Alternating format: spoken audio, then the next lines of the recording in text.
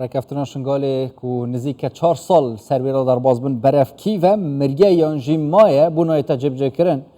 ودگل برئیس حیدر ششو فرمانده هزا پاراستنا عزت خانه با اینکه راست خودش دو که گل مدابت تم بحث کین برئیس حیدر گلک سپاس کوین گل مدانه آشکرا سرک وزیر مسرور بارزانی گل بلنکن واشنطن بحثا تکزیل سر ادی جبجه کنا رکفتنا شنگاله کریه سرک وزیر عراق محمد شیع سودانی نهینی سردانا شنگاله کریه خز علی جد بجا رکفتن مریه هین چد بینن چوایل دفعه اف رکفتنه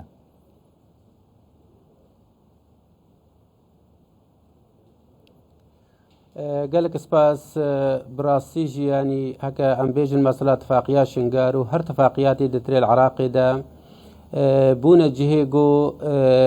او اطراف اتفاقية ريزيلي بكرين يا هتان كي او اتفاقي جيبا جيبا براسي ايمان نكارن بيجنكو يك اتفاقي جيبا جيبو يا غير دوف مصالح اطراف اتفاقية اتفاقيات شنغار وغير اتفاقية شنغار تيتا قريدان تطبيقها وينا بقوات حكومتي فا يا بأطراف اتفاقية فا كي طرف جي ضعيف بي وكي طرف ديتري بقوات بي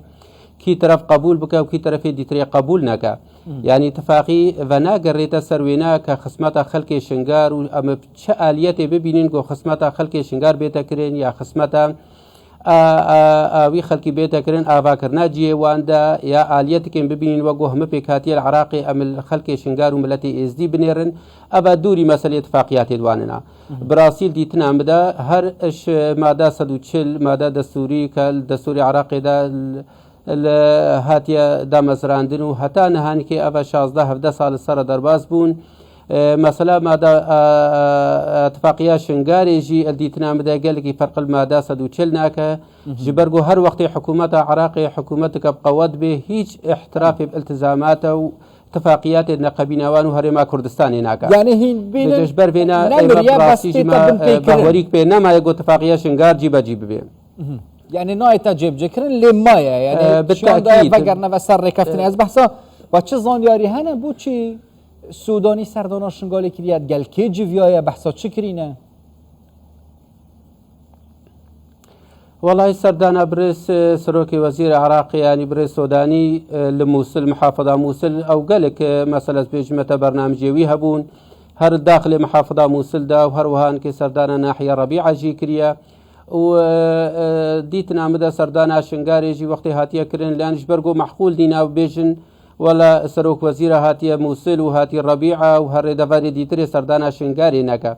بل چند كومبوني جدا جدا هكا باندام البرلمان محافظي را يا باندام مجلس محافظة را هاتي كرين يا هكا اود بيجن وجهاء وشيوخ منطقة دا او يقول سر كيف اخو نابيوان اختيارت كان هاتي كرين الديتنا مدجي مجرد ديتنك بويا بيجو قوداريا او خلقي بكن بيجو او خلق عربي دیتنیت خوب شکل کی درستی بگهینه بردست وینا او بمسئولیت و باهمیت تعامل وان دیتنا ربکا سردان وینا وگو هم سردانت سروک وزیرت پیشی بویا دیتنا مجیدت نتیجه لسر ارتين نایتا گهرین يعني جبرگو ابا سروک وزیر هاتنا گهرین حتی نها شنگال یا سودانی دل خلق شنگال الویداری نهات یکرم براسيش يعني وقت يقو بحث أعمار شنغاري تيتكرين يا وقت يقو بحث قوات الأمن شنغاري دا تيتكرين معناه وينا أفخال اجدمني خال اتفاقيا شنغارينا بس بشكل كي مباشر قو بيجي دا والله إما اتفاقيا شنغار جيبا جيت كان ولدوف بنود الاتفاقية دا أزلوه باورية دا ما بشكل كي راسو خو أفتشناها تياقوتن بس وديارت بي كمسألة أعمار شنغار ومسألة تعويدة خلقي وفقر خلقي فقر نسرجية خو وتشكيل وان قوات الامنيه حمايه خلقي را افهم ضمن اتفاقيه شنغارينا اوا حكومت و كابينه السوداني نگوتي قيس خز علي بازمان خو گوت حتى اگر برپرسك يانجي امين داري عصايب اهل الحق جيبه يعني نبرسك باش حكومتك وقلت يا بروجي يانجي ركفتن يا مصطفى كاظمي بو يعني كحكومه شيع سودانيه اف بروجي نو يتجيب جيكرن اف اخفتنا راست لب اشكر السوداني بحثنا يانجي كابينه السوداني بحثنا والله ديتنامي هر تشتي اتفاقي هبان يا هر بنود جو افرو حكومتك عراقي دخواز بيوان ماده دستوري يا وان اتفاقيات جيبا جيبك هكا سبب پشتی سال که پشتی 2 سال او حکومت هاتا تغییر کرن صد و طرف دیتری بیجه ایمان نا طرفنا البي اتفاقیه دا و او اتفاقی نایتا قبول کرن بيجو بمسؤولية عاملة بكانوا بيجن والله أو كسان اتفاقي كري سروك حكومة عراقي بويد بوقتي دا وأطرافة أمني هكا أمن الوطني هكا وزارة الداخلية هرما كردستانية وزارة الداخلية وأمن الوطنية عراقي وقت جو توقيع الاتفاقية شنغاري كرين أو نقوت يا جريداية بشخص رئيس وزراء أنه أب رئيس وزراء بميني يا نميني أو اتفاقية أدنى قبينا هردو حكومتها بوا دفيجو اتفاقي جيبا بي ودفيجو أو معدل دستورية جو خلقي عراقي وملتي عراقي دنگ سرداي بشخص كي بناي تجريدان بس الديتنا مدى وقت جو برئيس شيخ غس علي باند جوتنا دبيجي ديارة أو جهة قوة دبيجي جبرجو حكومتها عراقي أفرو براستيجي يعني البك كنترولا وان أطراف هذايا أو أطراف جو أفرو دبيجن اتفاقي هيا يا أف مادة دستوري هيا نينا أوان حكومة عراقي تشكيل كريو ممثلة حكومة عراقي وسروكي حكومة عراقي هر أونا ممثلة دواننا ودناف حكومة عراقي دا بيجا وقت أو برياري بدن الديتنا مدى حكومة تجارة نكاري بريار أوان جيبا جيناكا هين وكا فرماندن هزا پاراستنا ایزد خانه هين چال بینن باشترین ریک یعنی اف ریکفتنه گورانکاری سر دا بینه کرن ریکفتن وکی خو ورجب جکرن یان جر ریکفتنه که دل سر نی نیف برا حکومت هرمی دگل حکومت سودانی کابینه سودانی بیتا نویساندن و بیتا امضا کرن والله امام دبينن براستيجي يعني جو خلق ما بقرت جي خوا وامل هيبيا اتفاقيات نقابينا هرمي وبغداد ساكنين وقت جو هم نازحة عراقي بقرنا مناطق خوا ديتنا مدى خلق شنغاري جي بقري وحكم امر الواقع دبيجو حكومات عراقي تعامل بمرة بكا وبشافي وجو هم بكاتي العراقي مواطن عراقي المبني الري هاتان كي ام سري صدي بي ان جي وشيست دربن وامل هيبيا اتفاقيات دبن براسي روج بروش امش سقف مطالب خو امش قيمتي خو كيمت كان جبر وينا از دعويل هم خلك ميشنغاريت كام بزوتري وقت بقرنا سرجيه خو وداخوازيه ما في خو بكن وجوه ما بكاتي العراقي يعني بقرنا وهر وقت اتفاقيات النقابين وادا جيبه داخوازيه شوانات كي بريس حيدر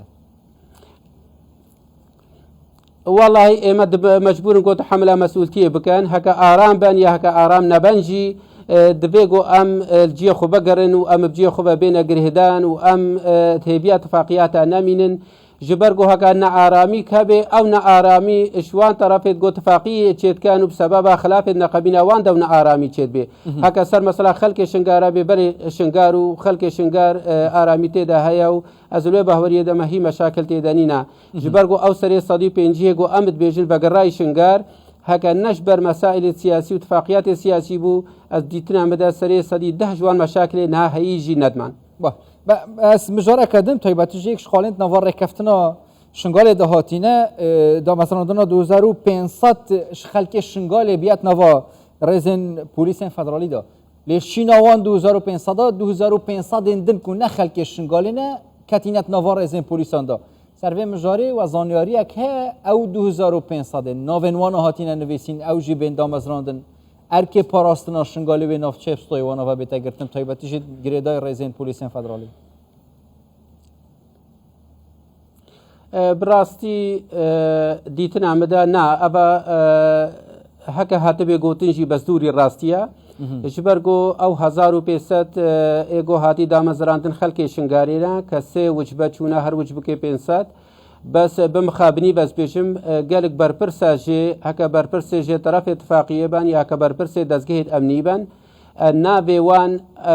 هاتنا جورين نابي قالك هاجي هاتنا جورين مقابلي جو فرش خلك بستينن